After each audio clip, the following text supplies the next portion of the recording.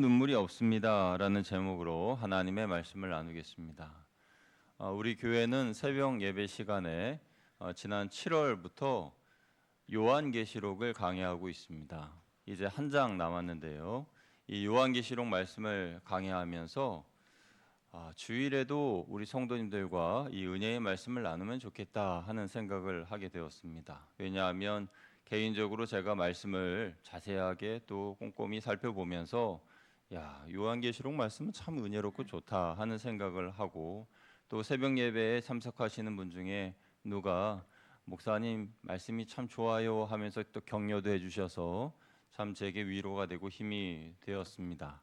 그래서 이 말씀을 사실은 우리 교회들이 요한계시록 말씀을 잘 전하지 않습니다. 왜냐하면 그동안 이단들이 이 요한계시록 말씀을 오용하고 남용하고 개인적으로 자신들의 교리를 확립하기 위해서 잘못 사용했기 때문에 그 병폐 때문에 잘 전하지 않았던 이유가 또 있고, 또 요한계시록 말씀은 난해한 구절들이 많아서 잘못 말씀을 전하면 그 말씀으로 인하여서 오해를 받을 수 있기 때문에, 그래서 보통은 1장에서 3장 초입까지, 그러니까 7교회에 대한 말씀만 전하고 나머지 뒷장은 잘 전하지 않는 경향이 있는데, 그런데 제가 이렇게 석 달 정도 말씀을 준비하고 하면서 이 좋은 말씀을 우리 같이 성도님들하고 나눠야 되겠다 하는 생각을 해서, 그래서 주제별로 한 몇 주간 말씀을 전하려고 합니다. 그래서 첫 번째 주제로 천국에는 눈물이 없습니다라는 그런 제목으로 오늘 말씀을 전하려고 합니다. 여러분, 천국에는 눈물이 없지만 또 다른 것도 없습니다. 어떤 것들이 없을까요? 천국에는요, 사망이 없습니다. 사망이 없다.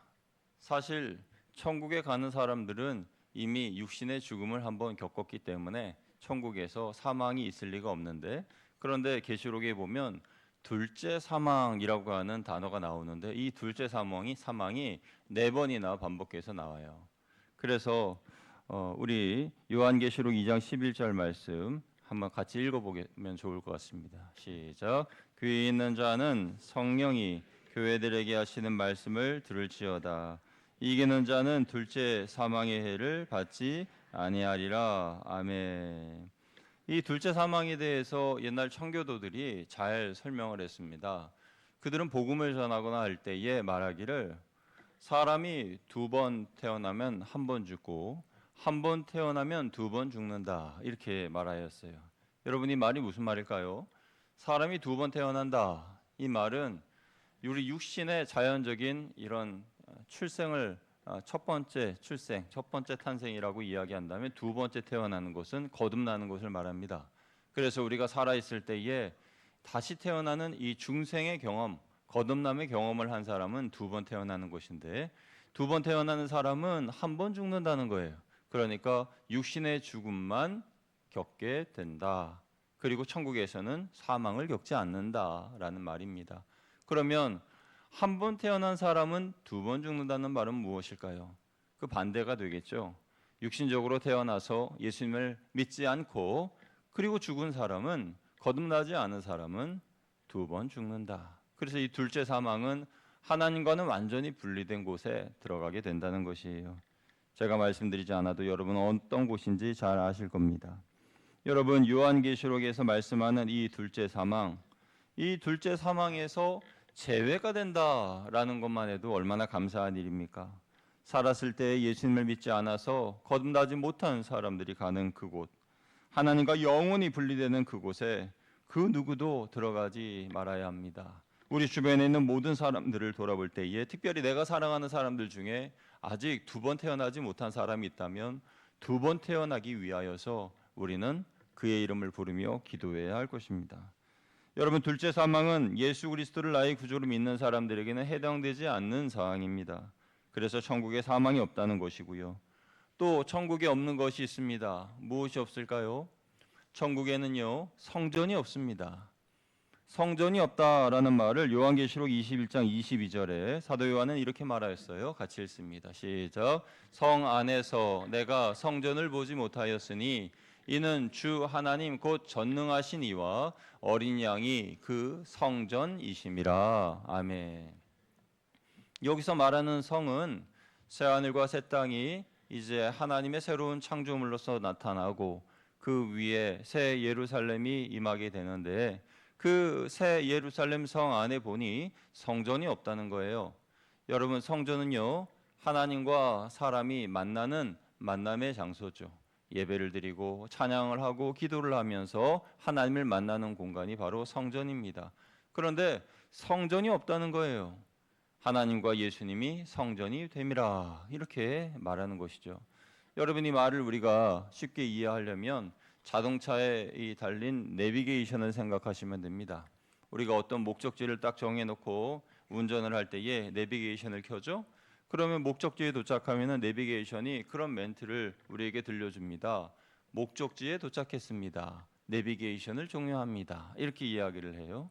마찬가지로 우리가 하나님의 나라에 들어가게 되면은, 그러면 성전의 기능이 상실이 됩니다. 성전은 앞서 말씀드린 것처럼 하나님과 사람이 만나는 만남의 장소인데, 하나님을 이미 만났고 이례적인 만남이 아니라 영원히 삼위일체 하나님과 함께 사는 곳이기 때문에 그곳에는 성전이 필요가 없는 거예요. 하나님께 예배드릴, 그리고 예배드릴 장소나 예배드릴 예배의 구성이나 또는 예배의 폼이나 또 이런 모든 것들이 필요가 없는 겁니다.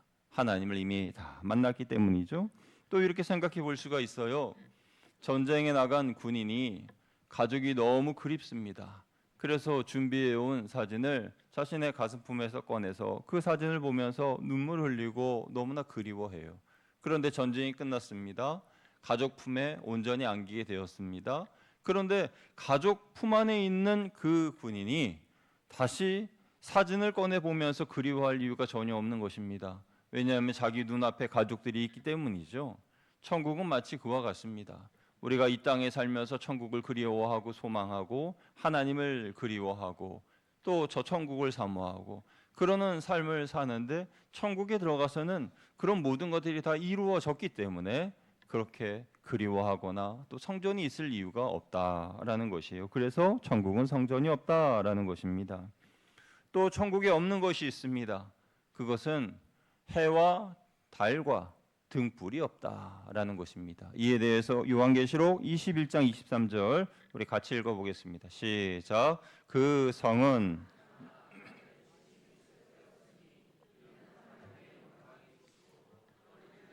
그 등불이 되심이라. 아멘. 천국에 해와 달과 등불이 필요 없다. 이 말은 하나님의 영광의 빛과 예수 그리스도의 영광의 빛이 너무 밝아서 해도 달도 등불도 필요 없다라고 이 사도 요한이 말한 것입니다. 여러분, 그곳에는요, 우리가 들어가야 할 곳이고 그 이름하여 새 예루살렘이고 눈물도 없고 사망도 없고 해도 달도 등불도 없는 그곳이 바로 우리가 믿음의 성도들이 들어가야 할 곳입니다. 우리는 천국의 모습을 요한계시록의 말씀을 통해서 살펴볼 수 있습니다. 요한계시록을 기록한 사도 요한은 천국을 새 하늘과 새 땅 위에 임하는 새 예루살렘이라 표현했습니다. 요한이 본 새 하늘과 새 땅, 이 모습은 리모델링한 새 하늘과 새 땅이 아닙니다. 완전히 새로워진 새 하늘과 새 땅이에요. 그러니까 우리가 지금 보고 있는 하늘과 땅은 이때에는 다 사라지고 하나님의 심판 이후에 새 하늘과 새 땅을 하나님이 창조하셨는데 그 위에 새 예루살렘, 우리 믿음의 성도들이 살 곳을 만들어 주셨습니다. 그래서 그곳은 죄가 없습니다. 여러분, 지금 이 땅, 이 하늘은 어떻습니까? 이 하늘은 공중의 권세 잡은 자가 자리 잡고 그곳에 뱀처럼 또아리를 틀고 믿음의 사람들뿐만 아니라 믿지 않은 모든 사람들을 현혹시키고 미혹시키고 있습니다. 이 땅에는 온갖 죄악들이 넘쳐나고 있습니다. 그런데 새 하늘과 새 땅은 그런 죄가 없습니다. 미혹하는 사탄도 없고요. 그리고 미혹하는 악한 존재들이 다 이미 심판을 받아서 불못에 들어갔기 때문에 죄가 더 이상 없는 그 상태가 바로 새 하늘과 새 땅의 상태라는 것이에요. 그래서 하나님의 완전하신 승리가 임했다라는 것을 우리는 알 수 있습니다. 그 새 하늘과 새 땅에 거룩한 성 새 예루살렘이 내려오는데 마치 신부가 신랑을 위해 단장한 것 같더라, 이렇게 오늘 2절에 21장 2절에 말씀하고 있어요. 우리 같이 읽어봅니다. 시작. 또 내가 봄에 거룩한 성 새 예루살렘이 하나님께로부터 하늘에서 내려오니 그 준비한 것이 신부가 남편을 위하여 단장한 것 같더라. 아멘. 사랑하는 여러분, 이 구절이요, 하나님이 우리를 얼마나 사랑하시는지 얼마나 위하시는지를 마음으로 느낄 수 있는 그런 구절입니다. 하나님께서 신부의 마음으로 신랑을 단장하듯이, 신랑을 준비하고 기다리듯이 그렇게 예루살렘을 단장해 주셨는데 누구를 위해 단장해 주신 겁니까? 바로 천상의 성도들을 위하여서 단장해 주신 거예요. 미래에 우리들이 천상의 성도가 될 것임을 우리가 알면서 우리를 위하여도 준비해 주신 것입니다. 그런데 여러분, 하나님께서 새 예루살렘 성을 얼마나 정성스럽게 또 심혈을 기울여서 단장하셨는지 아십니까? 요한계시록 21장 18절에서 21절 말씀에 보면은 이 새 예루살렘 성에 여러 가지 다양한 보석과 수종과 정금으로 단장하셨다라고 말씀하고 있어요. 우리 계시록 21장 18절에서 21절 같이 읽어보겠습니다. 시작. 그 성곽은 벽옥으로 쌓였고 그 성은 정금인데 맑은 유리 같더라.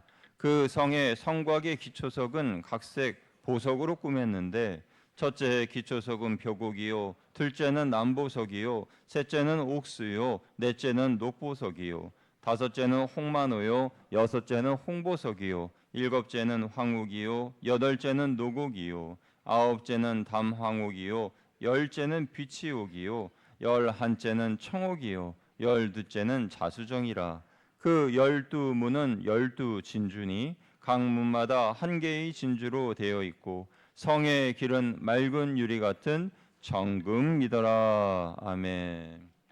여기에 소개된 보석들은 당시에 가장 값비싸고 특별한 보석들이었습니다. 그런데 하나님께서 그렇게 빛나는 보석들보다 더 귀하게 여기시는 것은 그렇게 꾸며놓은 그 성 안에 들어와서 사는 사람들, 믿음의 성도들을 더 귀하게 여기시는 거예요. 그래서 우리는 천상의 보석보다 더 귀한 존재들이다라는 것입니다. 그리고 우리를 위하여 새 예루살렘 성을 단장해 주셨다는 것 자체만으로도 얼마나 감사한 일입니까? 그런데 새 예루살렘에 들어가려면 조건이 있죠. 그것은 어린 양의 생명책에 그 이름이 기록되어 있어야 한다는 것입니다. 계시록 21장 27절 읽어봅니다. 시작. 무엇이든지 속된 것이나 가증한 일 또는 거짓말하는 자는 결코 그리로 들어가지 못하되 오직 어린 양의 생명책에 기록된 자들만 들어가리라. 아멘. 여기서 말씀하는 어린 양은 예수 그리스도입니다. 예수 그리스도의 생명책, 어린 양의 생명책에 기록되어야 새 예루살렘에 들어갈 수가 있다라는 것인데, 예루살렘에 들어갈 수 있는, 그래서 새 예루살렘에 들어갈 수 있는 자격인 어린 양의 생명책에 기록된 사람들은 누구냐? 그 사람들에 대해서 요한계시록 14장 4절은 이렇게 말씀합니다. 우리 같이 읽어보겠습니다. 시작. 이 사람들은 여자와 더불어 더럽히지 아니하고 순결한 자라. 어린 양이 어디로 인도하든지 따라가는 자며 사람 가운데에서 속량함을 받아 처음 익은 열매로 하나님과 어린 양에게 속한 자들이니. 아멘. 어린 양이 어디로 이끌든지 따라가는 사람들이다라는 것입니다. 예수님의 말씀에 순종하고 예수님이 지고 가신 그 십자가를 지고 가고 하나님의 말씀이라면 무조건 순종하는 사람들, 그래서 고난을 당하여도 십자가 예수님을 묵상하며 묵묵히 내 몫에 태인 십자가를 지고 가는 그런 사람들, 한 번도 하나님을 배반하지 않고 믿음을 지키며 나아가는 그런 성도들, 그 사람들이 바로 우리 거양교회의 성도들이 다 되시기를 주님의 이름으로 축원드립니다. 우리의 이름이 어린 양의 생명책에 기록되어 있다는 것 자체만으로도 얼마나 감사한 일입니까? 아멘. 여러분의 이름은 어린 양의 생명책에 다 기록되어 있는 줄로 믿습니다. 그러므로 우리는 우리의 남은 삶을 하나님을 위하여, 주를 위하여 살아야 한다라는 것입니다. 이것을 깨달은 후로부터는 주를 위해 어떻게 살아야 할지를 우리는 깊이 생각하며 하루하루의 삶을 보내야 합니다. 여러분, 지금까지의 말씀을 다시 한번 정리해 볼까요? 천국에 없는 것들 몇 가지를 말씀드렸습니다. 여러분, 첫째로 사망이 없다라고 말씀을 드렸죠. 그리고 또 뭐가 없다 그랬어요? 성전이 없다라고 말씀을 드렸고요. 그 다음에요, 해와 달과 등불이 필요 없다라고 말씀드렸습니다. 그리고 오늘 본문의 제목입니다. 천국에는 뭐가 없어요? 눈물이 없다라고 말씀하고 있습니다. 요한계시록 21장 4절 같이 읽습니다.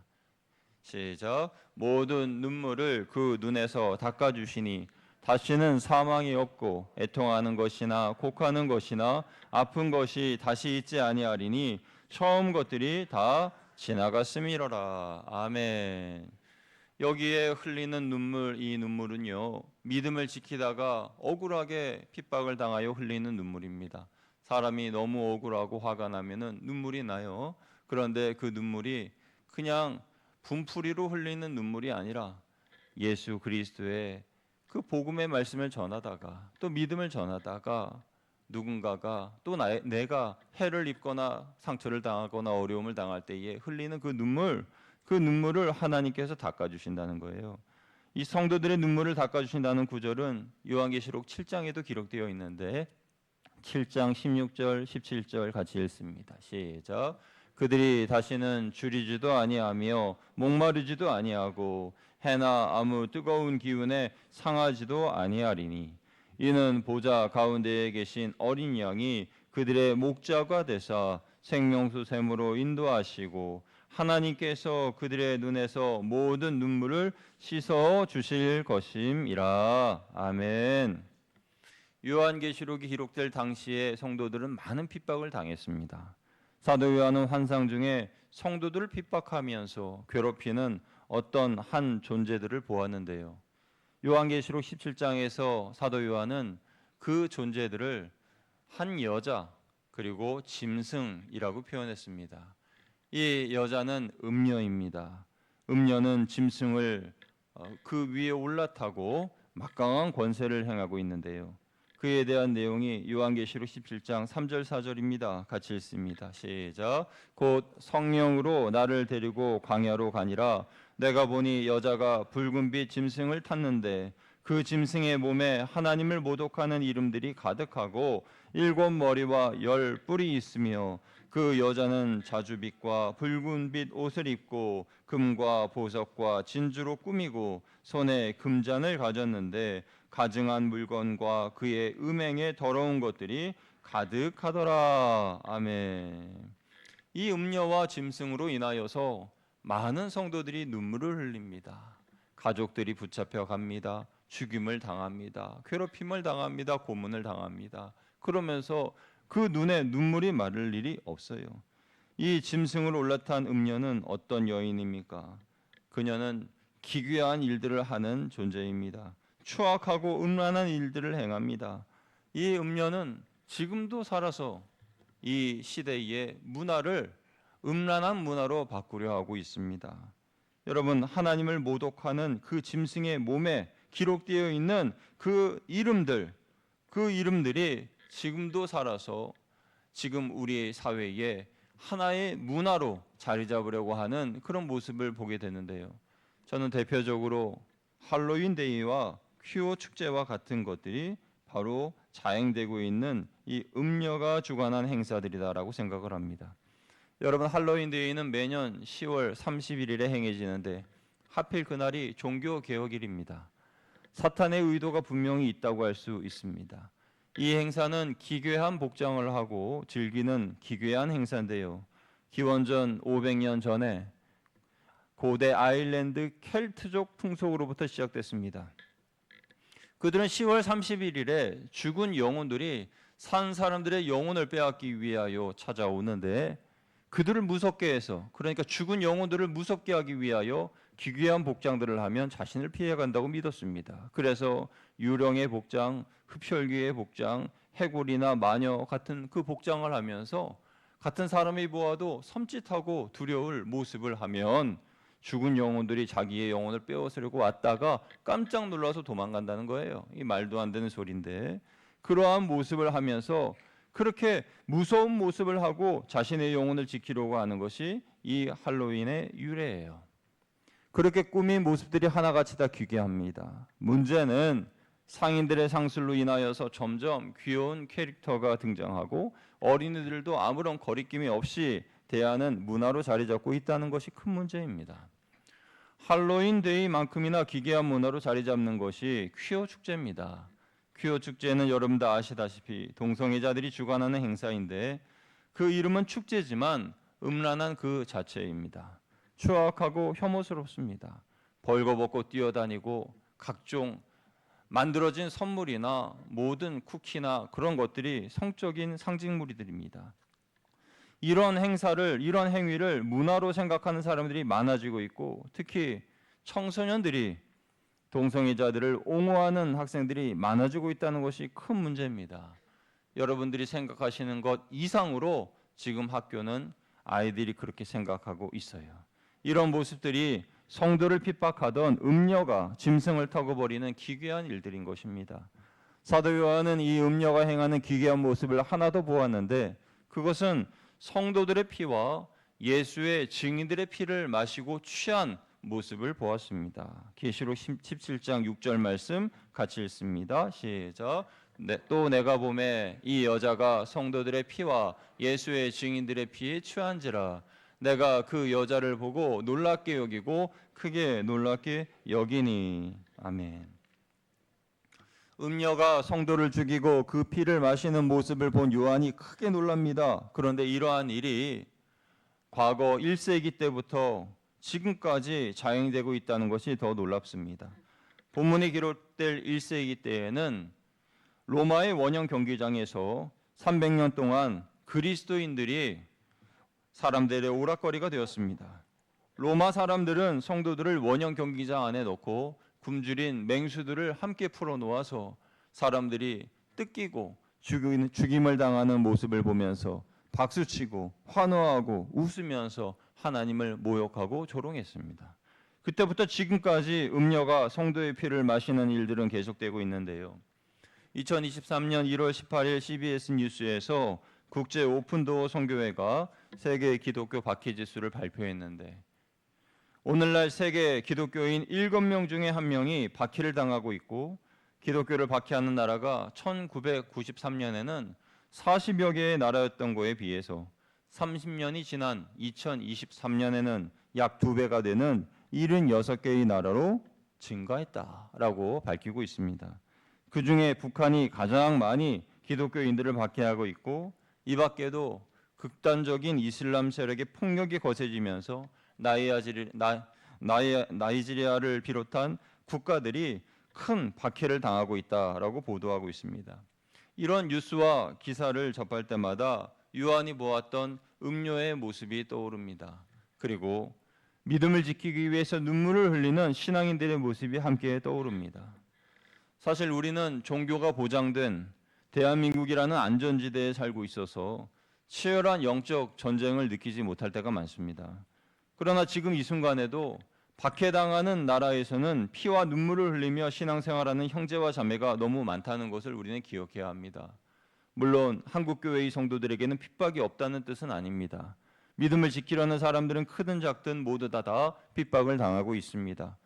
이런 고난을 당하면서 눈물을 흘리는 사람들에게 하나님이 이렇게 말씀하셨습니다. 우리 한 번 더 요한계시록 7장 16, 17절 말씀 읽겠습니다. 시작. 그들이 다시는 줄이지도 아니하며 목마르지도 아니하고 해나 아무 뜨거운 기운에 상하지도 아니하리니 이는 보좌 가운데에 계신 어린 양이 그들의 목자가 되사 생명수 샘으로 인도하시고 하나님께서 그들의 눈에서 모든 눈물을 씻어 주실 것임이라. 아멘. 하나님은 성도들의 눈의 눈물을 씻어 주십니다. 이 땅에서는 성령님을 통하여 위로하여 주시고 우리가 하나님 나라 갔을 때는 하나님이 직접 우리의 눈을 닦아 주십니다. 비록 지금은 사탄이 교회를 공격하는 세상이지만 이후에 우리가 새 예루살렘에서 흰옷 입은 거룩한 천상의 성도가 되어서 어린 양이신 예수님을 찬양할 때 우리는 그 모든 고난과 어려움에 대한 보상을 받게 될 것입니다. 여러분, 흰옷 입은 천상의 성도에 대해서 요한계시록 9장 14절은 이렇게 말씀했는데요. 같이 읽어보겠습니다. 시작. 내가 말하기를 내 주여 당신이 아시나이다 하니 그가 나에게 이르되 이는 큰 환난에서 나오는 자들인데 어린 양의 피에 그 옷을 씻어 희게 하였느니라. 아멘. 어린 양의 피에 그 옷을 씻어 희게 되었다. 이 말이 무슨 말일까요? 예수 그리스도의 보혈로 죄사함을 받았다라는 그런 뜻입니다. 여러분, 천국에는요 2가지의 책이 있습니다. 하나는 어린 양의 이름으로 기록된 생명책이고요. 또 하나는 자기의 행위를 기록한 그러한 기록된 책입니다. 요한계시록 20장 12절에 자기의 행위를 따라 기록된 책이라고 말씀하고 있습니다. 우리 같이 읽어보겠습니다. 시작. 또 내가 보니 죽은 자들이 큰 자나 작은 자나 그 보좌 앞에 서 있는데 책들이 펴 있고 또 다른 책이 펴졌으니 곧 생명책이라. 죽은 자들이 자기 행위를 따라 책들에 기록된 대로 심판을 받으니. 아멘. 믿는 사람이나 믿지 않는 사람이나 모든 사람이 다 하나님의 심판을 받게 됩니다. 그 심판 앞에 설 때에 당당할 수 있는 사람이 어디 있겠습니까? 이 땅에 살아가는 우리들의 삶의 모습이 다 하나님 나라에 기록되어 있는데 우리가 그 순간 그 앞에서 나는 떳떳합니다 라고 나의 의로움을 자랑할 수 있는 사람이 어디 있겠냐는 거예요. 그래서 우리의 부끄러운 모습들이 다 기록되어 있어서 하나님 앞에 드러나게 될 텐데 그 일 그때 어떻게 감당할 수 있습니까? 그런데 어린 양의 피에 깨끗하게 씻겨진 사람은 하나님께서 그 행위가 기록된 심판의 내용을 지워주신다는 것입니다. 이사야 1장 18절 말씀 같이 읽어보겠습니다. 시작. 여호와께서 말씀하시되 오라 우리가 서로 변론하자. 너희의 죄가 주홍 같을지라도 눈과 같이 희어질 것이요 진홍같이 붉을지라도 양털같이 되리라. 아멘. 시편 103편 12절 말씀도 읽습니다. 시작. 동이 서에서 먼 것 같이 우리의 죄과를 우리에게서 멀리 옮기셨으며. 요한일서 1장 9절입니다. 시작. 만일 우리가 우리 죄를 자백하면 그는 미쁘시고 의로우사 우리 죄를 사하시며 우리를 모든 불의에서 깨끗하게 하실 것이요. 아멘. 우리의 기록된 모든 행위들이 하나님 앞에 회개함으로 인하여서 다 지워지고 사라지게 된다는 것입니다. 그래서 우리는 예수 그리스도의 보혈로 정결함을 입고 이 땅에서는 육신의 옷을 입고 살지만은 하나님 나라 갔을 때에는 흰옷 입은 무리, 천상의 흰옷 입은 성도가 되어서 하나님을 찬양하는 사람들이 된다는 거예요. 여러분 중에 지금 눈물로 믿음을 지키며 하루하루 살아가는 분들이 계십니까?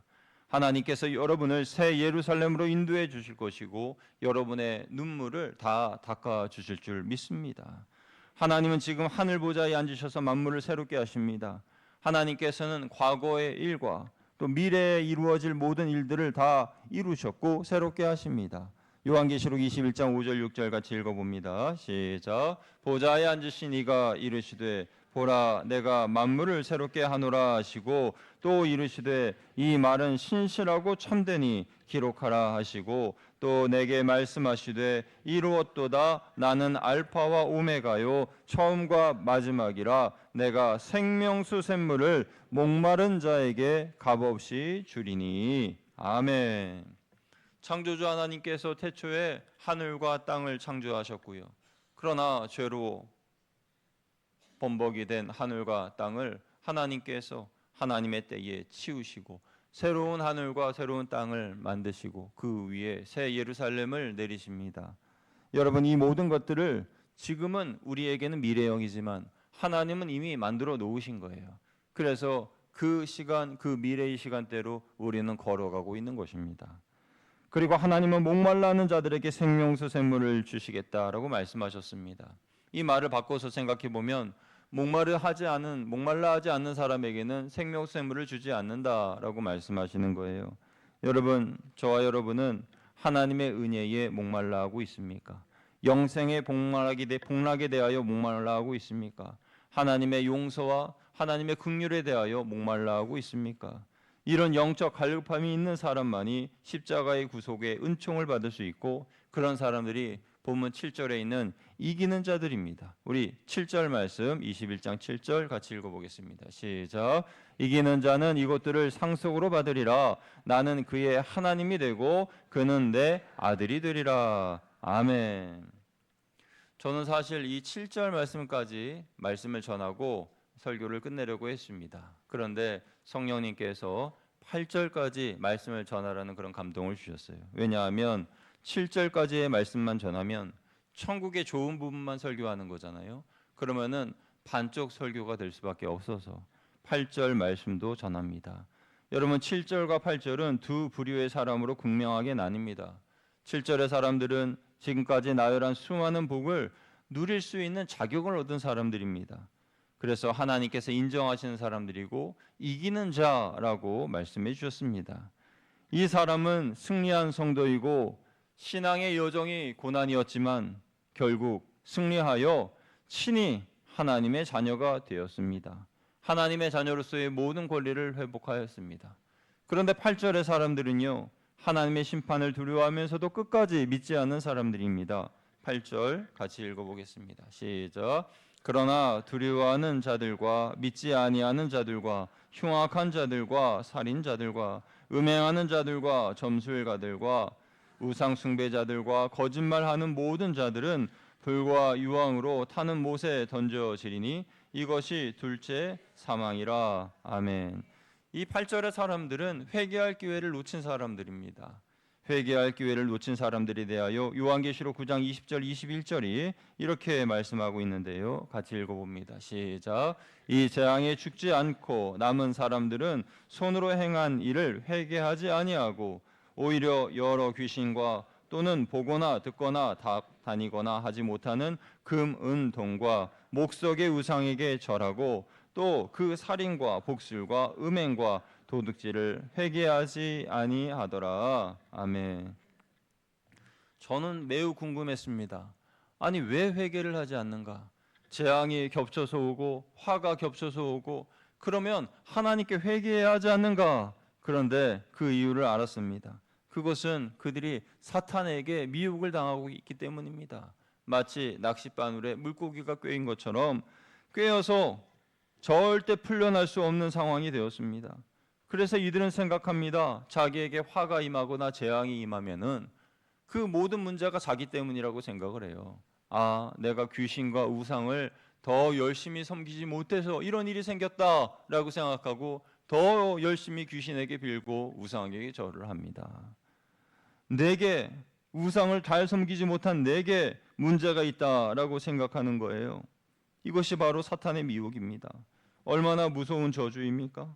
회개하지 못하는 처참한 상태까지 내려간 인간은 그 자체로 최고의 저주를 받은 거예요. 가장 무서운 심판을 받은 겁니다. 그런데 안타깝게도 우리 주변에는 이런 사람들을 우리가 많이 또 자주 볼 수 있습니다. 우리에게는 이들을 구해내야 하는 사명이 있습니다. 지난 주일에 예배 후에 제가 사무실에 들어가 있는데 어떤 성도님이 저를 찾아오셔서 이런 말씀하셨어요. 이번 추석에 가족들을 만나야 되는데 그중에 누구에게 복음을 전하고 싶은데 혹시 영접기도 어떻게 하는지 알려줄 수 있느냐라는 질문이었습니다. 그래서 그 성도님에게 영접 기도문을 출력해서 드렸습니다. 드리면서 어떻게 해야 되는지에 대해 말씀을 드렸어요. 한 구절 한 구절 따라 읽어도 되고 쭉 읽고 마지막에 아멘 하고 대답하게 하셔도 되고, 그리고 그 이후에는 계속 예수님이 나를 용서해 주셨고 내 안에 성령님이 오셨다는 것을 자꾸 전화하면서 확인시켜 주시라, 그런 말씀도 드렸죠. 그리고 하나님께서 역사하시기를 소망하면서 그렇게 헤어졌습니다. 그렇게 며칠이 지났는데 연휴 기간에 전화가 왔어요. 목사님, 영접기도 받았습니다. 아멘 했습니다. 이러한 이야기를 하셨어요. 아멘. 얼마나 감사한 일입니까? 사람이요, 병에 걸리거나 사업에 어려움에 처하거나 자녀에게 문제가 생겼을 때에 심신이 약해집니다. 육신적인 눈으로 보면 안타까운 상황이지만 영적으로 보면 그때가 복음을 받아들일 기회입니다. 그때 복음을 전하면 받아들일 확률이 매우 높습니다. 물론 그런 일이 있기 전에 예수님을 믿으면 가장 좋지요. 그러나 사탄에게 미혹된 영혼이 쉽게 예수님을 믿지 못합니다. 그래서 우리는 때를 얻거나 못 얻거나 복음을 전하기 위해서 항상 준비할 말씀을 내 안에 준비해야 되고, 어떻게 하면 복음을 전할지에 대해서 촉각을 세우며 살아야 됩니다. 주변에 누가 앉아 있으면 이 사람에게 복음을 전하라는 하나님의 뜻인가? 이렇게 생각을 해야 되고요. 항상 마음에 복음 전할 준비를 하고 살아야 되는 거예요. 왜냐하면 그 사람이 그 기회를 놓치면 둘째 사망에 그 불과 유황으로 빠질지 모르기 때문에 그런 것입니다. 두 번 태어난 사람은 한 번 죽고 한 번 태어난 사람은 두 번 죽습니다. 우리는 두 번 태어났기 때문에 둘째 사망과는 아무 상관이 없는 사람들입니다. 그렇다고 해서 나는 영생의 복락을 받은 사람이고 구원받은 성도라고 해서 다른 사람들의 구원에 대한 관심을 저버린다? 그러면 이후에 하나님께 갔을 때 이 하나님의 책망을 피할 길이 없을 겁니다. 그러므로 오늘 말씀을 통해 들으신 이 새 예루살렘 성, 그 성에 하나님께서 정성스럽게 단장하시고 성도들을 기다리신 것처럼 눈물도 없고 사망도 없고 해와 달과 등불도 없는 그곳에 함께 가야 하지 않겠습니까? 함께 사랑하는 사람들과 그리고 사랑하는 나의 하나님과 영원히 살아야 하지 않겠습니까? 이러한 은혜가 우리 모두 위에 함께 하시기를 주님의 이름으로 축원드립니다. 기도하겠습니다. 하나님 아버지, 천국에는 눈물도 없고 사망도 없고 해와 달과 등불도 없고 하나님 오직 기쁨과 하나님 은혜와 사랑만이 가득하고 하나님이 단장하신 그 새 예루살렘 성에 사랑하는 나의 가족들과 사랑하는 나의 친구들과 내 주위에 있는 모든 사람들과 함께 들어가기를 원합니다. 하나님, 오늘도 이 말씀 주신 이유가 있는 줄로 믿사오니 항상 복음 전할 준비를 하며 살고 항상 구원의 눈을 열어 불신자들을 보면서 그들이 절대 둘째 사망에 들어가면 안 된다는 마음을 가지고 증인의 사람들이 되는 우리 모두가 될 수 있도록 인도하여 주시옵소서. 우리 주 예수 그리스도의 이름으로 감사하며 기도드리옵나이다. 아멘.